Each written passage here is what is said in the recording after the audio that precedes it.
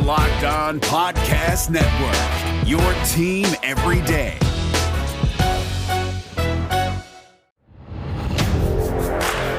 You are Locked On Big Ten, your daily podcast on the Big Ten Conference. Part of the Locked On Podcast Network, your team every day.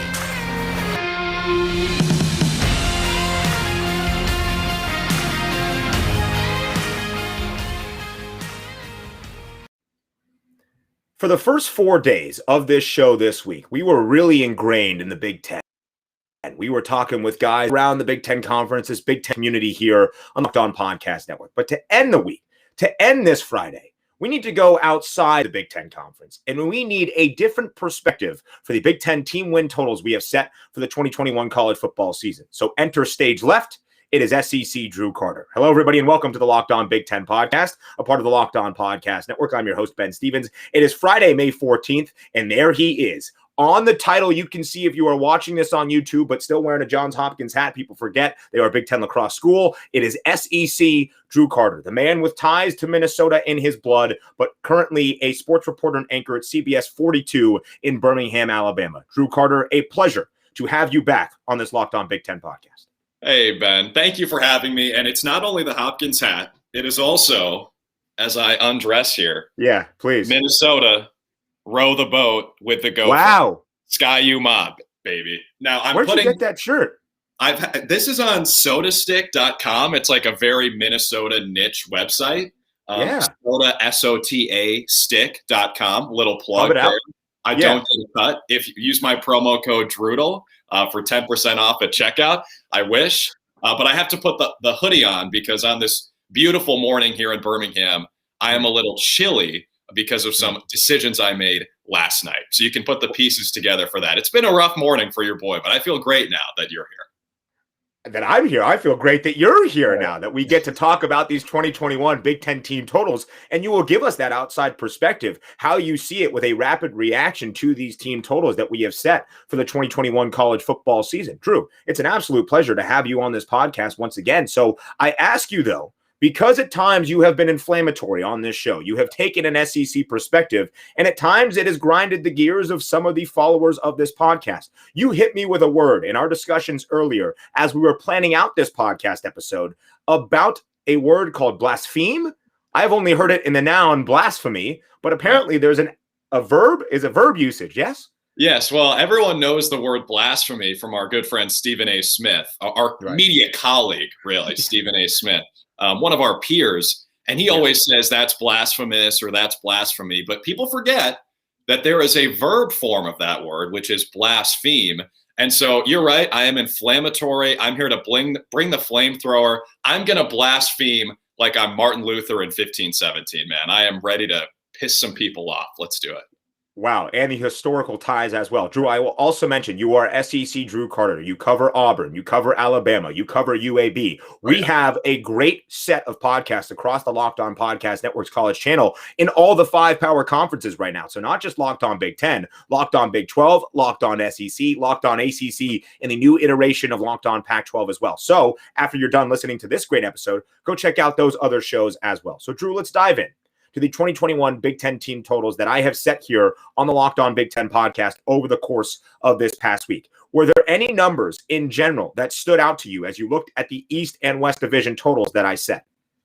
Yeah, the one that really jumped out when I initially saw this, Ben, was Wisconsin at 9.5. But I did a little research because that just seemed a little high to me. But I did a little reading. When I say I did a little research, I basically just read an article for 20 seconds, and I was like, Graham Mertz is coming back. He seemed pretty good last year. And before he got COVID and had to miss half the season because of the protocols the Big Ten had in place, I mean, they seemed like a legitimate threat to win the West. So looking at it a little bit more and just kind of remembering how good Wisconsin is on a year-to-year basis, I think they always get slept on. And I'm certainly guilty of that as a Minnesota fan. I just never give Wisconsin the credit they deserve.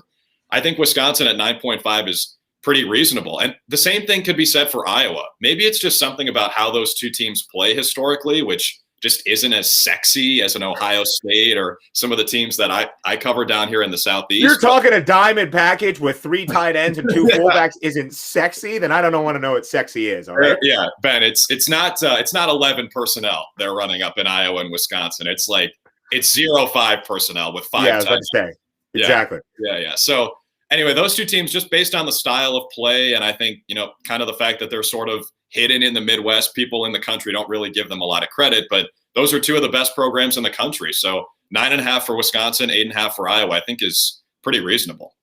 And I think when you see those totals set in the Big Ten West, that Wisconsin and Iowa obviously did not win the Big Ten West in 2020. That went to Northwestern, but the Hawkeyes and the Badgers have the 2 highest totals for this upcoming 2021 season, as I have approximated that. And Drew, I think that's a bigger picture discussion that I would love your thoughts on as well, because I think because of how weird the 2020 season was, especially in Big Ten country, we get back to seeing the more consistent styles we saw in 2019 and what we have become accustomed to over the past 5, 6, 7 years, whatever that may be in this league. What do you think we have on the horizon for 2021? Big Ten or just overall college football in general?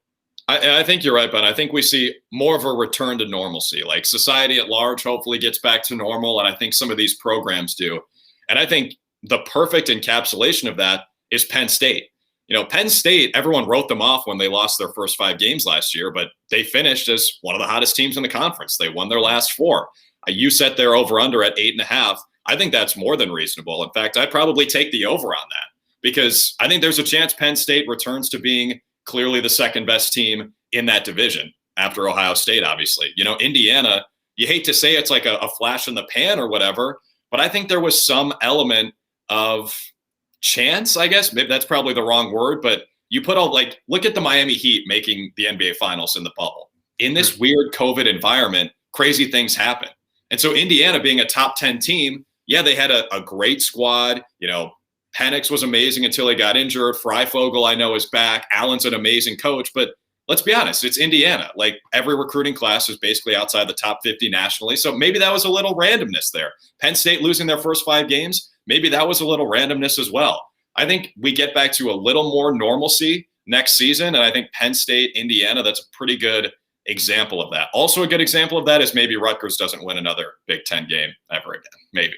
I'm just saying. I think they will win 1 Big Ten game, but I think it's a little bit of a stretch for Rutgers to possibly rattle off 3 Big Ten wins like we saw in 2020. I do think you bring up a great point about we can expect some of the traditional powers, and that was a thing that infuriated a lot of people within the Big Ten Conference when the national pundits of sorts said, well, Michigan's having a bad year. Penn State's having a bad year. Indiana's up there. The Big Ten must have had a miserable 2020. I don't necessarily think so because, first off, you're playing a conference-only schedule, so it makes sense that half of the conference is good, half of the conference isn't so good. And I think Indiana, in a full schedule last year, wins 8 or 9 games and continues the progress that Tom Allen has made. They won 8 games in 2019. They were trying to win 8 games in back-to-back years for the first time since the late 80s in 2020. I think they go over their total I have set at 7.5 as well to win at least 8 games, possibly 9 Windiana in 2021. I think they are building in the right direction. And I think that will be part of the consistency of the Big Ten East, though, that Indiana will be a factor, but nobody really at this point is going to knock off Ohio State.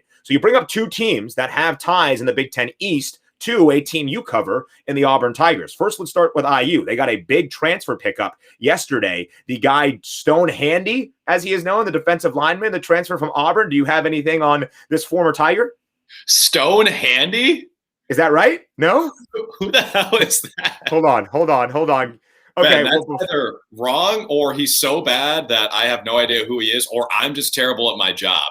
Right. Let me all possibilities. Let me look this up. I'm going to Coach Tom Allen's Twitter right now. I follow him. He has liked a couple of my tweets lately. That's been pretty cool. But as we fill the space here, Drew, I will ask you the next Auburn question I had. Penn State, who we had, it's great stuff. Penn State, who we had at 8.5, their 3rd game of the year in that non-conference slate, comes in Happy Valley against the Auburn Tigers. What do you make of that game, at least on paper here as we sit here in the middle of May? I think that's a game, Ben, where Penn State reestablishes itself as one of the best teams in the conference and maybe even in the country. I don't really see Auburn putting up a fight in that game, to be quite honest. I'm not high on Auburn coming into the season. I think the coach they hired, Brian Harsin, I think he's going to build something there, but not really in year one. I think it's going to take a while for them to kind of adopt his mentality, if that makes sense. And, Bo Nix is not, let's be honest, he's not the answer. I don't think he's the answer. And, it's not totally his fault because in his first 2 seasons as the starter at Auburn, he's basically been under siege every time he takes a snap. And I think his mechanics have kind of suffered as a result. All that to say, this is a Big Ten podcast, not an Auburn podcast. So let's bring this back to Penn State. I think going into Happy Valley, if it is 100%, even if not, just the fact that fans are going to be there, I don't think Auburn really puts up a fight in that game. It's going to be pretty ugly for them. But from the Penn State perspective, it's going to be a big deal. I think, if you cross Auburn at home heading into conference play, that's a really good look for your team. Probably gives them a lot of confidence, especially for a guy like Clifford, who actually got benched at points last year, right? I mean, if they destroy Auburn, that's going to be huge for his confidence. And I think Penn State kind of reintroduces itself to the world as a really good team. I think so as well. And I think we'll see that in the first 3 weeks for the Nittany Lions because they start their season with a Big Ten opener on the road in Madison, Wisconsin against the Badgers. I think that will be a toss-up as of right now, a real 50-50 game as I look at it on paper here in May. But I think a win over Auburn, even if Auburn is not as great as they have been in years past, at least on paper, will be a huge thing and a notch in the cap for James Franklin and company as they head to the rest of this schedule, trying to build up those wins to get over the total I have set in 8.5, but really just to get back in the winning column the way that Penn State is used to. Okay, so here's his name, by the way. Former Auburn defensive lineman. He wore 55 at Auburn. Now he looks like he might be wearing 13 at Indiana. Jaron Stone Handy is what it says here. Former top 100 recruit. A transfer. All right, well, it seemed like a big deal for Indiana. All right, good to know that maybe he didn't make much of an impact during his Auburn Tiger days. No, Ben, keep in mind. What's happening here is I'm just terrible at my job. Okay. That's it. Fair enough. Jaron Stone Handy, look out for him on that Indiana defensive front. By the way, IU brings back a ton of production on that defensive side of the ball. So I do think Indiana has a good shot of going over their total I set at 7.5. The other team I want to ask you about in the Big Ten East is a team that from a national perspective is always going to be up there along the likes of Alabama, a team you cover very well. In fact, they lost to Alabama in the 2020 national championship game, that, of course, being the Ohio State Buckeyes. I set their team win total at 11.5, which to go over means they have a perfect regular season. Obviously, that is going to be very difficult to do. But, Drew, I don't think you can set the total at 10.5 because everybody and their mother would then take the over. What do you make of Ohio State? Let me just ask real quick so we're on the same page. Is this only in the regular season or is this for the entire season? No, this is regular season win totals, Wow. Okay. I don't know. I would take the under on that, if I'm being completely honest. I would take the under. Just because, I mean, as we look through this conference, Ben, there are a lot of really good teams. Really good teams. I mean, we talked about Penn State. We think that they bounce back a little bit this year. Indiana, and for the record, Indiana, I wasn't trying to, poo-poo on Indiana's season last year. It's more of an example of how last year was just kind of random. So you saw a team like Indiana end up in the top 10. Michigan, I don't know where you get the 8.5 number, Ben. That's way too high. Michigan's a complete joke. So they're not going to beat Ohio State. But I think one of these teams has a chance to knock them off. It's a lot to ask of a team, any team outside of Tuscaloosa, Alabama, to ask them to go undefeated to hit their over. It's just a lot to ask. Now, are they going to be great? Yes, Ohio State's going to be great. They are the huge, huge favorites in this conference. But to go 12-0, that's hard to do. I agree with you completely. But if I set the over-under total at 10.5, what would you take? Probably the over. Yeah, you would have to juice the over to like plus 350 or minus 350 rather, so people would not take it. I agree, though. I think to go a perfect 12-0 in the Big Ten Conference or really anywhere is very, very difficult. You have a game come mid-October that you might slip up on. It might not be the best game you have played. Ryan Day, by the way, in his first 2 years as the head coach, has not lost a regular season game in Columbus. Could this be the first year for it? I think you would look at a couple of spots on that schedule, week number 9 or I'm reading week number 7. It's very small. Week 8. Week 8. It is week 8. Week 8 on the road in Bloomington for Ohio State at Indiana. They go at Michigan for the game, the final week of the regular season. But until Jim Harbaugh is even competitive against Ohio State, I think you could chalk that up to a win. I think Ohio State having Penn State at home Halloween weekend, but to go Indiana on the road to Penn State, right there, I think there's the greatest potential for a regular season loss. I just don't know if at 11.5, I mean, you can't set it at 10.5 and then take the over. It can't happen. Now, Ben, yeah, what gives you the right to make these over-unders? Have you exactly. Have you spent time in Vegas? By the way, do these all add up? Like, if you add up these totals, does it equal a number that makes sense? I know there's non-conference play this year, so it doesn't have to be exactly 500. But oh wow, I didn't even. You understand what I'm saying? So nothing. I guess nothing gives me the credibility to do so because I didn't even know that could be factored into the equation. No, as I presented though, when we first put out these totals, these were very crude guesstimations, if you will. As I look at the composite Big Ten schedule for 2021 and go, oh, Michigan and Nebraska, that's kind of a toss-up. Oh, that's like a 0.5, and then I'm like, oh, Nebraska should beat Illinois. That's 1. And that's kind of how I went about going through the schedule as I looked at it on paper in the month of May, pretty much as a way to say, hey, let's talk about football in the month of May with our good friends. Yes, I will give you some credit, Ben, because here's what happened. Here's how I digested this information. I saw you tweet, I set the over-unders for Big Ten teams. And I was like, Jesus, I'm going to open this and every number is going to be like 11, because you're such a homer. But I'll give you some credit because you really kicked some of these down, like Northwestern at 6.5, just getting to be bowl eligible after the season they had last year. I got to give you some credit. I think you're being very objective here. Illinois at 3.5. I mean, sorry, Brett Bielema, but Ben's just being honest, man. Rutgers at 4.5. These numbers are not inflated. So I do want to give you some credit there. But I also, if I were to put you on the spot here, Ben Stevens, I think you would probably take the over on all of these because you're a homer. Let me see. I think I went through this from the Big Ten West because I have the notes jotted down. I went over on 5 of the 7. So there you go. And then I think through the Big Ten East, I went under Ohio State just because I think there's going to be one loss. Another great portion of radio here, or if you're watching on YouTube on the Locked On Big Ten channel, I went over, under. Yeah, I think I went 5 of 7 in both divisions, and one of the unders was Ohio State just because I set the total at 11.5. I want to ask you about your native state, Minnesota, because that's been one of the ones that has been most debated, either through people on Twitter reaching out to Big Ten Ben or just on some of the conversations we have had on the Locked On Big Ten podcast. I set their total at 5.5, and I lean the under there as of right now. What would you say for Minnesota in 2021? Well, I would just say, Ben, taking the over on 5 of 7 in both divisions here, life's way too short to bet the under. So I'd say go ahead. Why not? Thank you.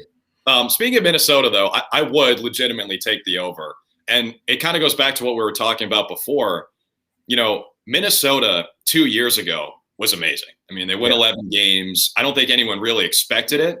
But I actually do believe that's more of the Minnesota under PJ Fleck we should expect. As opposed to last year.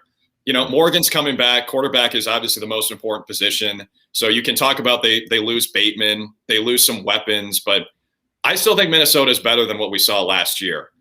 So I would take the over on that. Like going 500 in the regular season, I don't think is a big ask for this team at all. Because like I said, I think if you look at the culture and you look at the quarterback, I think Minnesota is more what we saw in 2019 than 2020.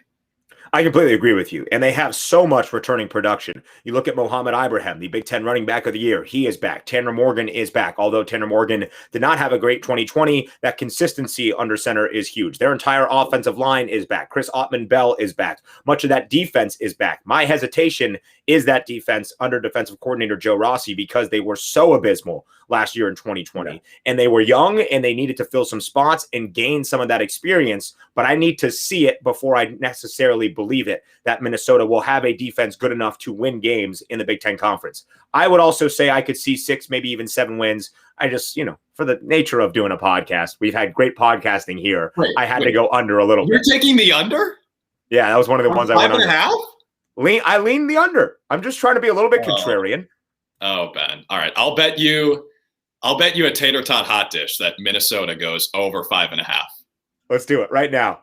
I hope I lose, and then we can go to Minnesota and do it together. That'd be fantastic. Virtual shake. Yeah, pack your bag. We're going to Minnesota, and I'm going to get you some tater tot hot dish. Oh, that sounds lovely, man. Thanks so much. I will pack my bag. All right. I want to finish with this. Yeah. Give me, well, I don't know how many I want to get out of the SEC from SEC Drew, but give me Alabama's team win total for 2021 and I guess Auburn if you feel like it, or if there's another SEC team you really want to highlight for this upcoming college football season. Alabama, if we're doing regular season win totals, 12.0. So you actually cannot bet the over technically, but if you love Alabama so much you want to push, put all your chips to the table, and you could just say, yeah, that was the ballsiest bet I ever made. I literally could not win, but I still bet on Alabama. 12.0. In all seriousness, dude, like on paper, Georgia is better than Alabama coming into the year. Georgia is freaking loaded. That team is stacked. JT Daniels, when he came back from injury last year, was amazing. The defense is always going to be great. I think Georgia might be more talented, at least on the offensive side of the ball, just with more guys we've seen. But it's Georgia, so they're going to blow it. I mean, obviously, there's no doubt in my mind that Georgia will not get over the hump this year. But I do think on paper, they're probably the best team in the country. So Georgia's win total, I'd probably set at 11.5 as well. But I just don't see them winning the SEC because Alabama is there. Do they play? Do the Tide and the Bulldogs play this upcoming year in the regular season? I think so. Georgia is in the East, but those two teams play pretty much every year, I think. Because it's so weird thinking about last season with the all SEC schedule. It was all jacked up, and now they're going back to their normal rotation. But if they do play, it's going to be incredible. They do not. If they don't, they'll probably play in the SEC championship, if I had to guess. And that's nothing against Florida. It's just Georgia is so stacked that they're probably going to win the East, and that'll set up an awesome battle in the SEC championship where Georgia, again, will probably blow it. As for Auburn, I think their win total, man, they're probably going to win all their non-conference games aside from Penn State. And their over-under should be somewhere, I would say 7.5. And I might honestly take the under, dude. Their defense was not very good last year. The new coach is coming in. He's going to institute this new pro-style offense. I just don't know if they're going to figure it out in year one under Harsin. So I'd probably take the under on 7.5. Outside of Penn State, that non-conference schedule is super, super easy. I think they do have 3 wins there, but then you look at the SEC, and it's going to be a toss-up, I think, for Auburn as well. SEC Drew Carter, this has been a wonderful time, giving us that outside perspective to the 2021 Big Ten team totals that I had no reason of setting, yet I did. And thankfully I did, because we got to speak about it here on the Locked On Big Ten podcast. So thank you as always for your time, your blaspheme of whatever, and for coming on the show once again. Michigan's a joke. Don't forget that. I need to piss someone off. So everyone in Ann Arbor, Michigan's an absolute joke. Hammer the under. He said it, not me. He said it, not me. SEC Drew Carter.